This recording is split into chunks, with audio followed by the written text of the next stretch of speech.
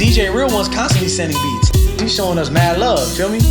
Yeah, I like Real One because a few times I got a chance to like be in the same room with him. He knows, like he gets it, like what hip hop is. Like he fucking does. Yep. He's a student for sure, you know. Bro, when we went to his crib. Hey yo, what up? It's your boy Prism, checking in with the one and only Real One of the realest ones, hardest working, most versatile DJ producers in the game. Matter of fact, I'm probably gonna turn him into an MC lyricist next time he comes over for the cook up, put him in the booth. I got some pictures of him in the booth, but I didn't get him to get in front of the mic activated and get him to record, but right. You know, with his type of personality, charisma, he could probably pull it off. Yo, Real One, the DAWLESS Cook Up Challenge. Yes, sir. So, you know what I'm saying? Big round of applause from me and everybody who's listening to Once my man again, Real man. One. Yes, sir. Thank you for having me, man. This is a great setup. I'm really excited to be here. I had to stop by, man, because I'm in Chi-Town. We're literally neighbors, so how could I not stop by? You know what I mean? So thanks for having me, man. Appreciate it. It's crazy, right? Like, when you actually lived 7 minutes away from me, Yeah. we saw each other probably about the same amount or less. Now, like once a year. yeah, but now, you know what I'm saying, that's what even makes it more of a highlight in terms of how much we appreciate you coming through and just vibing, you know what I mean, and cooking up. Because coming through for the DAWLESS challenge and trying to cook up, you know, without the DAW, it's not really a competition to see who's the best. It's just really an exercise in having fun, vibing, and contributing to the elements of hip hop, man. And I really enjoyed watching you do your craft. In fact, how was it? So you have a little bit of an advantage of some of the people that I had here previously. How was it for you in terms of using the X that you already own, right? Which has all the cue links, has all the dials. It's the full, you know, the full monster that MPC makes in this current lineup. The Live is kind of a compact version of it, but with the addition of the speaker, even though we have fewer cue links and you kind of got to menu dive a little bit more, how was that kind of transition working DAWLESS here on the MPC Live 2? You know, honestly, it wasn't hard at all because, like you said, it's the same thing as the MPC X, but smaller. So I actually enjoyed it because it makes me want to go get one because it had the speaker on there and I can kind of hear what I'm doing. Like if I'm traveling or, you know, for instance, I can just kind of bring it with, which is very important, you know, as we travel a lot. Yes. The problem that I had with it, I was asking you a couple, you know, tips. How do I, you know, shift button is very important, which I never use on the X because everything's right there.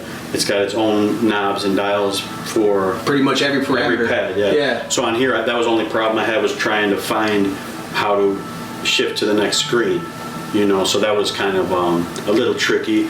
But once I figured it out, I think I was able to come up with something, I believe. I think you definitely made another banger.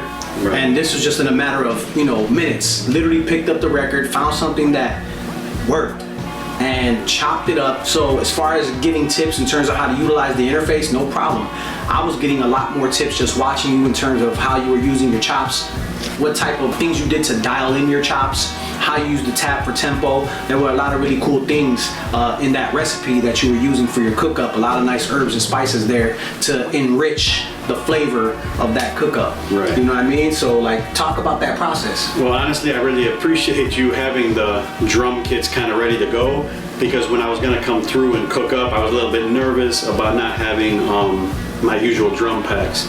You know, and I was like, oh man, I thought that would be the trickiest part, but you had some of the ones that I also have used in the past, and I was really excited to see those in there. And I found a couple that I liked. Sometimes on my own machine, I'll dig in more into the snares and drums and EQ them a little bit more. I didn't really get too much into that today, but I found some drums that kind of matched the sample, so I think it came out well. I like to have them a little bit dirtier, more grimy, you know, dusty, but a lot of times you get that dust from the record. Literal dust. Loved it. Literal dust from the garage, pull them out of the garage, and you get that crackle. A lot of guys will use effects that have the crackle in it. Right, not the same. And I know they're on there, I know that they're on there, but they're a kind of consistent crackle. I've heard people use them, but on this one, you might have a pop that doesn't match the pop 4 bars ago. It's not the same. You know? Correct. It's not some kind of algorithmic based crack that matches after 4 bars, after a loop or something of that nature. It's actually organic dust on the vinyl, like literally, you know what I mean? And it really does give it that character.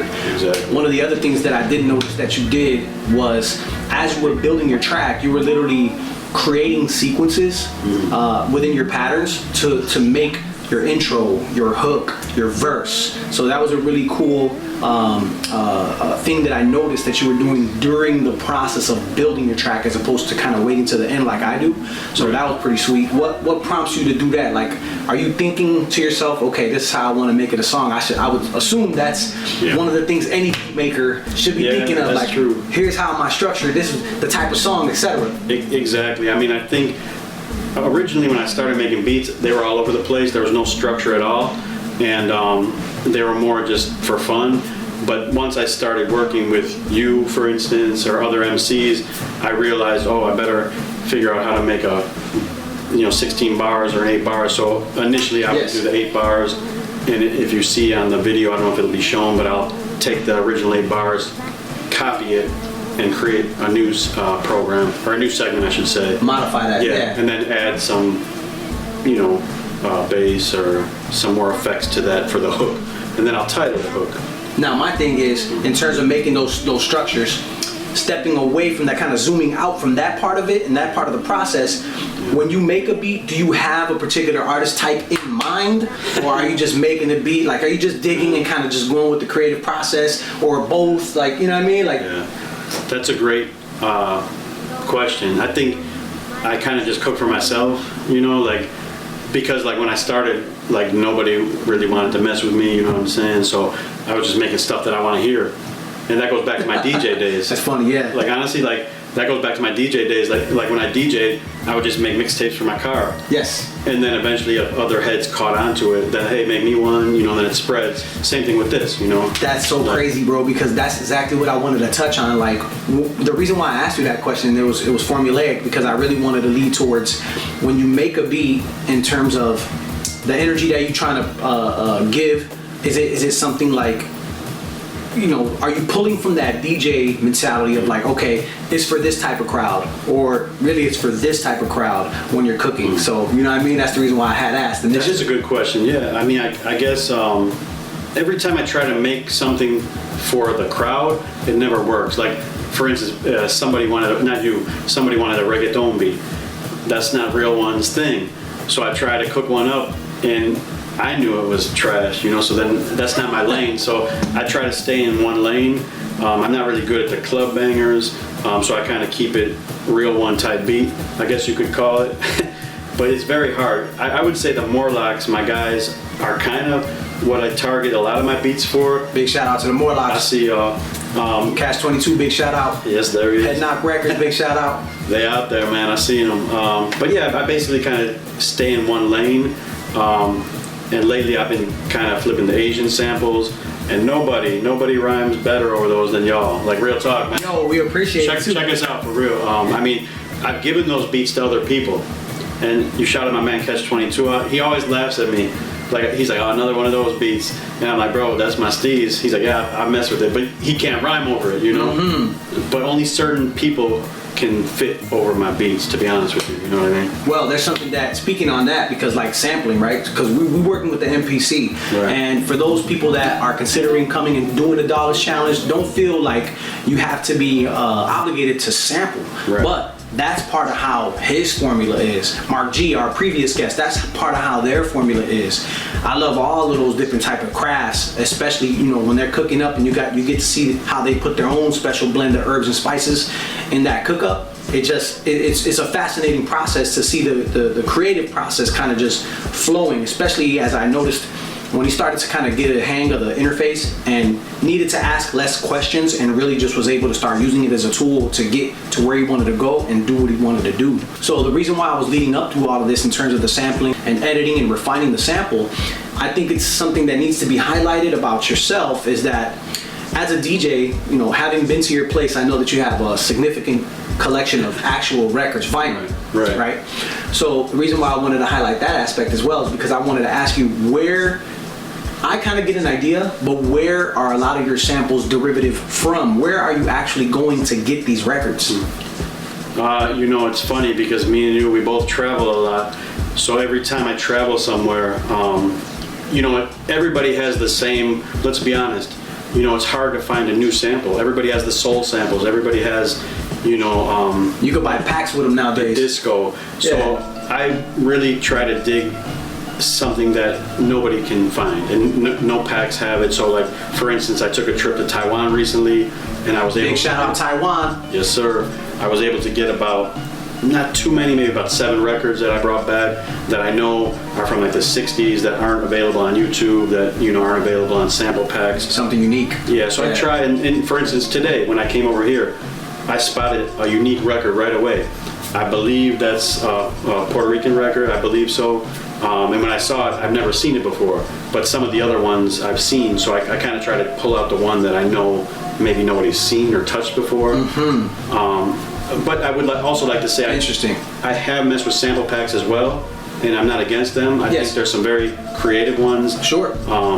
So digital's okay too. Like if you want to record YouTube audio, I mean, I'm just more of a purist, but I've delved in all aspects of production, as well as the Ableton. I believe was it CHI-LINGUAL Beats or was it Mark? We had XTN Go. Oh, XTN! Shout out XTN. Big shout out XTN. Yeah. He's an Ableton user, and he loves building his beats on Ableton. So when I saw that, I recently downloaded Ableton on my laptop.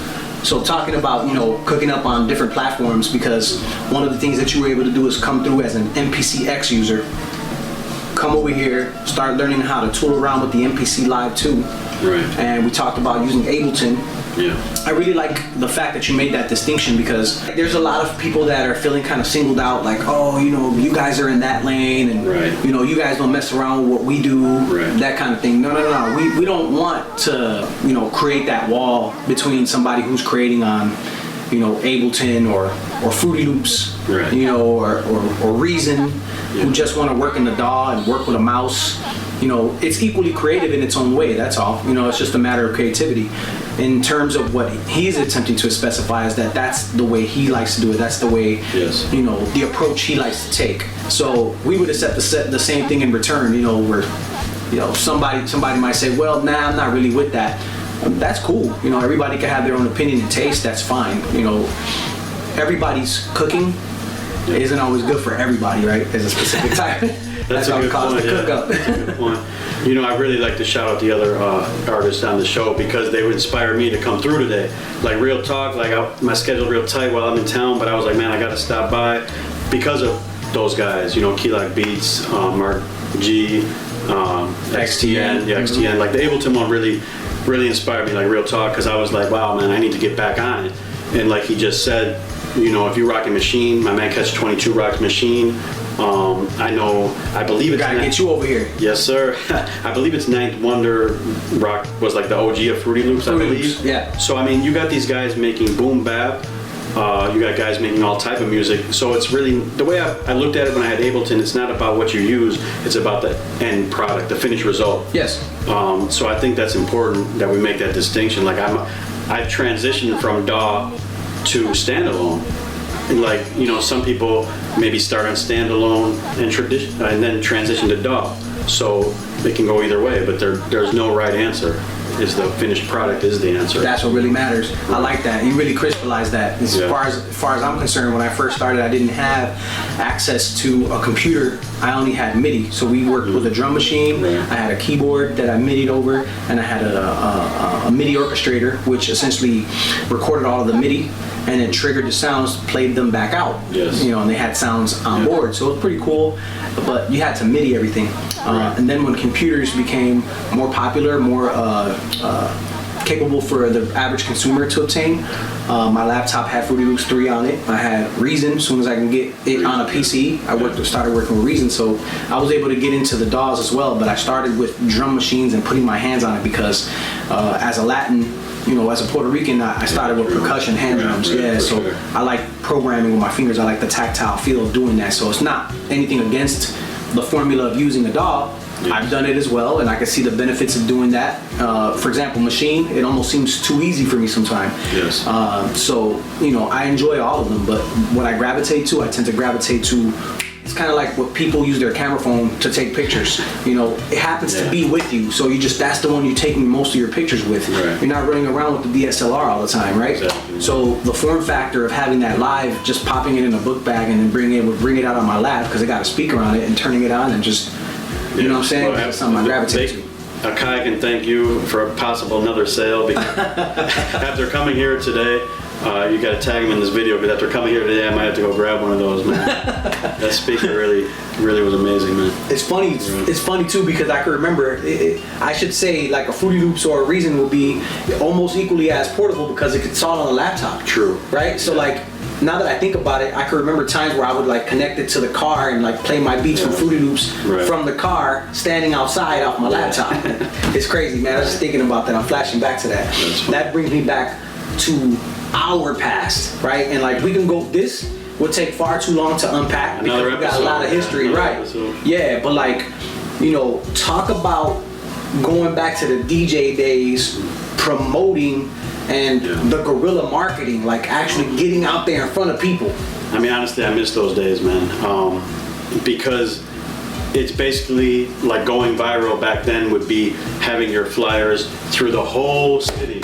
I'm talking Southside, Stony Island, all the way to Hyde Park, to Humboldt Park. You know, every store. We would go out to Dr. Wax on the South Side, put our flyers there, and cats would drive up to a Northside party, or we would drive out there.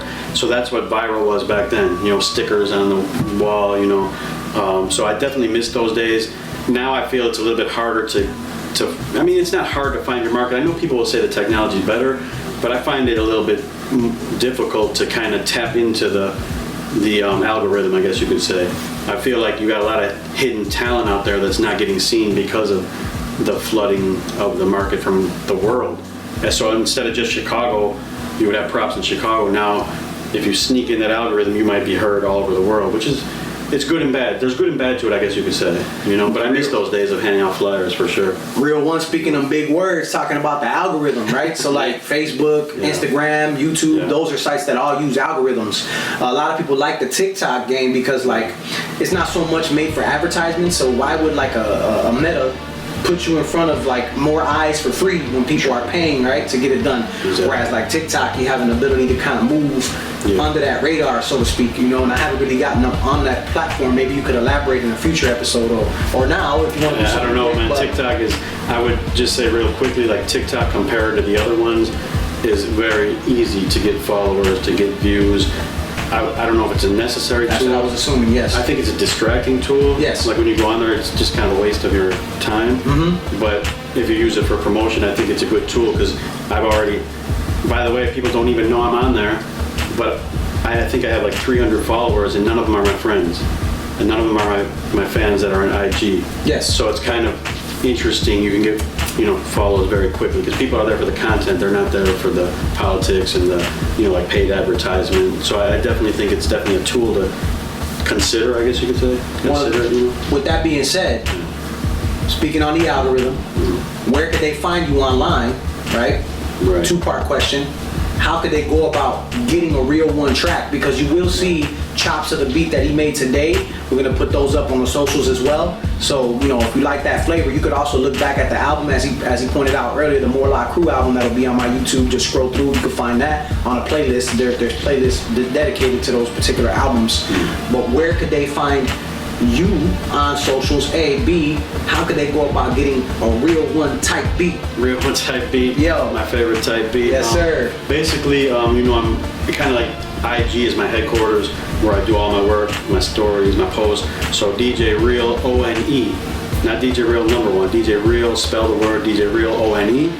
And then, you know, I think you got Twitter, but nobody really mess with that. I'm on Twitter, DJ Real O-N-E. But as far as the IG, I have a link tree, and then when you click on that, believe it or not, man, I don't know if you know this, but on the bottom of my link tree, there is a little beat store. Nice. And nobody's really messing with it, man. I think maybe it's hidden on the bottom there, so if you want a real one type beat, check that out. Otherwise, just DM me, and we can chop it up and see what's up, you know. But you gotta bring them bars though, that's all I gotta say. Ooh, challenge. I'm very picky about my MCs, you already know. Yes, sir, the bar challenge. And big props on the beat store. Even I didn't know about that. So hopefully this will shed some light on that as well. Check out Real One's beat store. Legit, you got that thing up there. So check the link tree on the Instagram. Last question I got for you, is there anything that you're working on right now? What's cooking for Head Knock? You know what I mean? You know, I'm actually in town right now to record this, as well as something tonight that is a secret project that I'm working on. It's with the MC, a local MC, so I can't release that. Big shout out to that local MC. We'll point him out later when we figure out who he is. When that comes up, we will put it in the comments if the album comes to fruition. Dope. So yeah, I'm here for that. There's a Head Knock Records, Catch-22. We're doing our thing next year. Basically, we got a pretty large catalog like yourself. We're all over the place, Spotify, iTunes. You guys got beat tapes, you guys got compilations, you guys are just putting out music left and right, and that's great because you're not just allowing all of that music to just sit in the hard drive and waste away. Right. Like so many others. I want to shout out my man LP. I just ran into him. He's another producer from Chicago. LP. Catch-22, my man Drake Cobbs, Channel 7. What up, Drake Cobbs? Basically, my man PR-ism, we go way back, but I want to let heads know, the first album I put out, I had like 3 or 4 local MCs, and you were probably the first guy that I worked with, was PR-ism, my man Ecliptic Shadow, I don't know if you know Ecliptic, and MZM, remember my man MZM. Ecliptic Shadow, big shout out. Yeah, you see him. MZM, what up? So I just had to shout those cats out because you guys are the first ones that I work with, man. So I appreciate you. Absolutely. They felt the beats early on. So, and I thank you because throughout all that time, here we are today. Not only are we here today, but still creating and contributing to the art of hip hop. Don't forget, guys, put a little love into what you cook up. It enriches the flavor, and those who get to intake it appreciate it even more because there's more nutrients. Much love. The Cookout. DJ Real One, Prism, CHI-LINGUAL signing off. Head Knock, big shout out.